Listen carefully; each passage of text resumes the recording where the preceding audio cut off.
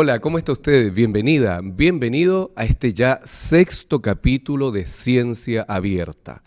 Esta nueva visión, ¿cierto?, de esta ciencia en el cómo se hace la ciencia para compartirla junto a usted y, por supuesto, en una colaboración, en una visión asociativa, a través del 107.5 en su radio Universidad de los Lagos, que nos está escuchando, y a través de las pantallas de Ulagos TV. ¿Cómo estás, Jocelyn? Muy bien, Marcelo. Mira, imagínate, ya tenemos este sexto capítulo del programa de Ciencia Abierta y tenemos un invitado muy especial, Francisco Oter, profesor de antropología, ¿no es cierto?, doctor también en esta misma materia y pertenece, ¿no es cierto?, al Departamento de Arquitectura. Muy bienvenido, Francisco. Marcelo, mucho gusto. Bienvenido, Francisco, muchas gracias por estar acá para compartir y de inmediato, como el tiempo en televisión, en radio vuela, que nos puedas contar un poquitito en síntesis cuáles son tus líneas de investigación, a qué te has dedicado y dónde, esto es muy importante, en qué lugar, en qué territorio, sobre todo desde el punto de vista de la antropología. Bueno, en general la antropología se dedica generalmente a estudiar el pasado, ¿no? Entonces, como también el presente. Y dentro de las disciplinas antropológicas que estudian el pasado está la arqueología, que es lo más conocido. Hace muy poquito se estrenó la última película de Indiana Jones, que es un arqueólogo, ¿verdad? Y que estudia justamente el pasado. También está la antropología física, que estudia también el pasado, preferentemente el pasado, y la etnohistoria. También hay otras disciplinas de la antropología que estudian el presente, ¿no? La etnografía, por ejemplo, ¿no? Todo lo que tiene que ver con la antropología social. Y hay una antropología que es un poquito más reciente que también estudia el futuro, o los futuros posibles. Entonces, lo que trabajo principalmente tiene que ver con una visión, primero, de carácter interdisciplinar, donde se trata de vincular los tiempos, ¿no? El pasado con el presente y esto con el futuro, los futuros posibles de los grupos humanos, territorialmente hablando, y que están diferenciados. Y esto, en mi caso, lo he tratado de llevar a cabo principalmente no solo en la isla de Chiloé, sino más bien en el archipiélago grande, ¿no es cierto?, donde está la isla grande de Chiloé. Oye, pero podemos ahondar un poquitito en eso. Justamente, todas las personas, yo creo, compartíamos la visión de la antropología con el pasado, pero ¿cómo esto de los escenarios, los futuros posibles? Suena casi como a ciencia ficción, futuros posibles. ¿A qué se refiere eso concretamente? Un ejemplo. Bueno, en enero pasado hicimos justamente el Congreso de Antropología, lo hicimos aquí en Osorno, ¿no? Así es. Tuvimos cerca de 500 personas, más de 350 ponencias, y el tema principal fue eso, ¿no? La antropología y los devenires.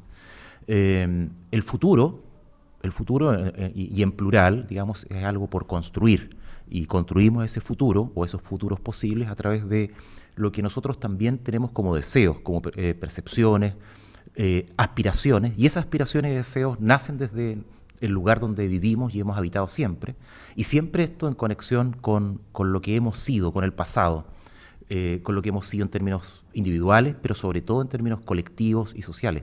Entonces, efectivamente hay una antropología y antropologías de los futuros, y generalmente los antropólogos y antropólogas del futuro dicen o decimos que nos chasconeamos, ¿no? Esto un poco en el sentido, nos ensuciamos las manos, nos embarramos los pies, ¿sí?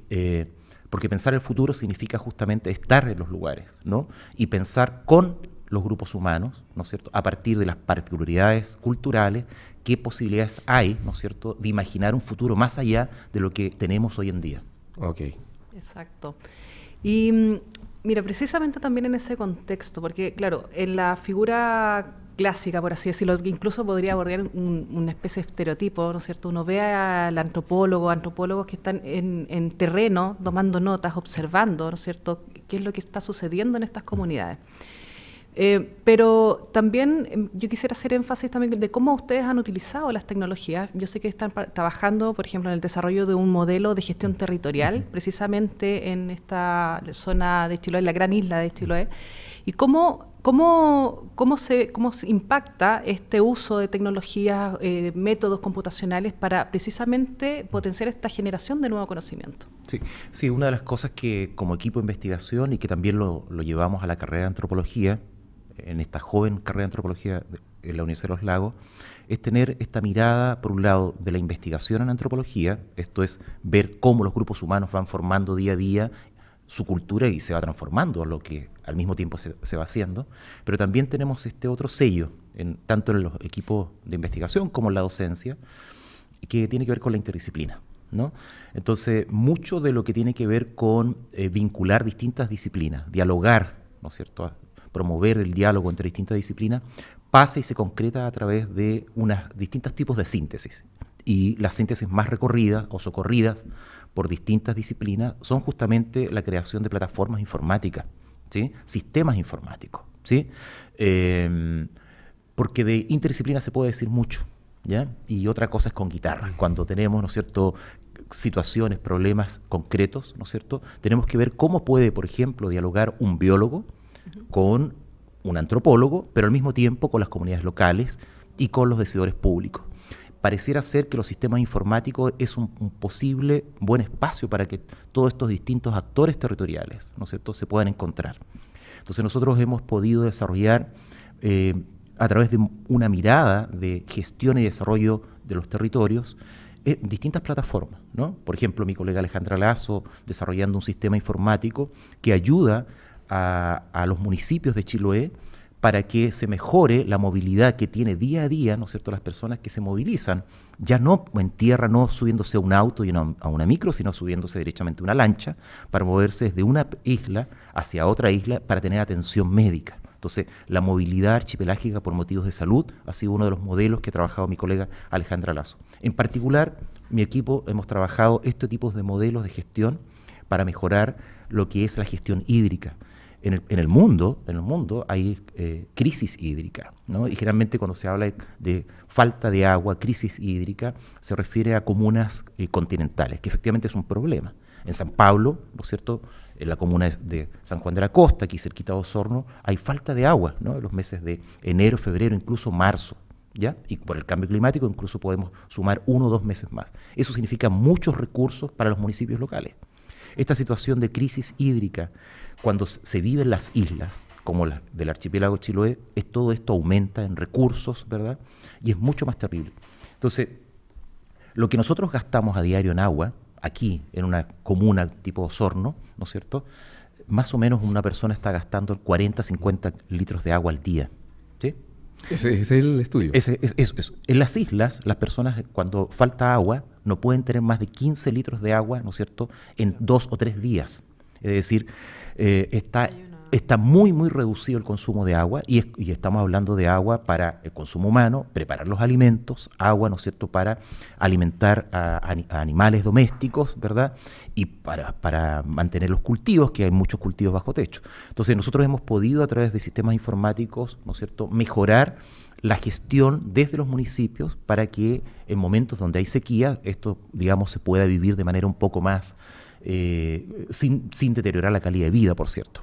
Chiloé, además, es un ícono a nivel mundial y llegan muchos turistas. Entonces, sobre todo, y son los meses de verano, cuando llegan más turistas, ¿no es cierto?, y donde comienza a escasear más el agua. Entonces, tenemos ese tipo de soluciones, ¿no? Interrumpirte porque está demasiado importante e interesante lo que dices, y como el tiempo está volando, porque todo lo que explicas de estas investigaciones son hechos concretos de la aplicación de la antropología en pos de la vida misma. Porque muchas veces está el prejuicio, ¿cierto?, de qué hace un antropólogo, qué hace una antropóloga. Pero con la evidencia de lo que tú estás planteando, con esta investigación ya estamos demostrando que es importante para todas las personas que nos escuchan y nos ven, cómo la antropología es, entre comillas, práctica a la solución de problemáticas que desde el punto de vista gubernamental, desde el punto de vista privado, no se solucionan con un recurso que se supone las guerras del futuro van a ser por los recursos como el agua. Efectivamente, el agua es un gran tema, y sobre todo en un contexto de cambio climático que nos aqueja a todo el planeta, en zonas, en territorios como el nuestro, el sur de Chile, y en contextos isleños, el cambio climático se vive todavía de manera más cruda. Hemos trabajado con el agua, tratando de mejorar la gestión ante la crisis de agua. También hemos trabajado con temas de pesca artesanal, harto con esto. Hemos desarrollado un software, un sistema informático que pueda ir en ayuda de los pescadores y las pescadoras artesanales, ¿no? Y esto tiene una sigla, se llama MIMAPA, ¿no? Ese es el nombre del sistema informático. Y MIMAPA significa monitoreo interactivo para el manejo participativo de las caletas de pescadores artesanales. ¿Esto qué significa? Que después de 4 años y medio de trabajo, de investigación, ¿no es cierto?, pudimos generar un prototipo, MIMAPA. Y con ese prototipo fuimos de nuevo con los pescadores y las pescadoras, ¿no es cierto?, y con ellos diseñamos, ¿no es cierto?, mejoramos este prototipo. MIMAPA hoy existe, ¿no es cierto?, y permite que los pescadores y las pescadoras puedan administrar sus recursos, por ejemplo, a través de las áreas de manejo, ¿no es cierto?, que están asociadas a sindicatos de pescadores y las concesiones de acuicultura. Y a través de MIMAPA se disminuyen al menos los riesgos, sobre todo referidos a la inversión económica. Entonces, a través de MIMAPA, por ejemplo, los pescadores pueden pensar si tenemos un cambio, ustedes saben que en el mar el cambio de medio grado es tremendamente un impacto bastante grande, se movilizan las especies, ¿no? Entonces, si de pronto los colectores para captar semillas de chorito se estaban poniendo en el mes de septiembre y con los cambios de temperatura que tenemos, ¿no es cierto?, se ve que ahora la captación, ¿no es cierto?, debiese ser un mes antes. A través de MIMAPA los pescadores pueden simular qué pasaría, ¿no es cierto?, si esto se adelanta, un mes. Qué relevante lo que mencionas, porque precisamente cuando hablamos también de la ciencia, las nuevas investigaciones, lo que se busca es precisamente poder impactar en las personas, ¿ya? Entonces, obviamente acá, bueno, vemos reflejado un ejemplo de eso, de cómo las tecnologías, el desarrollo de estos procesos de investigación aportan directamente en estos cambios importantes que se están generando y que impactan de manera potente, digamos, el día a día, en este caso, por ejemplo, de pescadores artesanales. Entonces, hemos visto que las tecnologías de alguna manera ayudan, ¿no es cierto?, potencian ciertos procesos, y me gustaría saber, bueno, qué nuevas posibilidades también se abren a partir de esta generación, de este intercambio de conocimiento. ¿Cómo ves tú que se pueden, hacia dónde apuntan nuevas líneas de investigación por medio de esta nueva disponibilidad de datos, nueva disponibilidad de tecnología, ¿no es cierto?, en estos procesos de investigación? Sí. Bueno, la frase que siempre se escucha, ¿no?, el conocimiento es poder, y probablemente los datos justamente otorgan mayor poder, no solamente a quienes estamos y trabajamos desde las universidades o los centros de formación o de investigación, sino una ciencia en este caso abierta, donde todos y todas pueden tener más y mayor acceso a la información y a los conocimientos, empodera también la sociedad, ¿sí? Esto significa democratizar o avanzar hacia un importante proceso de profundización de la democracia en esos términos. El conocimiento científico, que es tremendamente importante, comienza, ¿no es cierto?, a ser difundido, divulgado, y mucho de ese mismo conocimiento es co-construido, ¿no es cierto?, con las comunidades locales, de pescadores, artesanales, pescadoras, campesinos, comunidades indígenas, juntas de vecinos, y por tanto la ciencia en ese sentido, trabajándose con los ciudadanos, las ciudadanas, ¿verdad?, y produciendo datos que van a ser de beneficio para ellos mismos, le da un giro importantísimo.